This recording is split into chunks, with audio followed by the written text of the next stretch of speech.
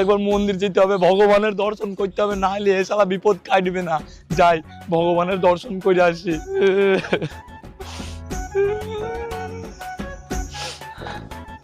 হে ভগবান, তুমি আমার সঙ্গে এরকম করো না।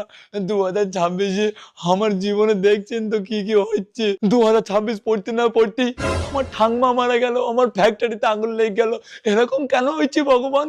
তুমি একটু দেখো ভগবান, তুমিই তো সব। তোমার আশীর্বাদ আমার কপালে রেখো ভগবান। আমার সঙ্গে আর যেন কোনো বিপদ না হয় ভগবান, আর কোনো বিপদ না হয়। এ বাবা, এই চপ্পল কই আমার?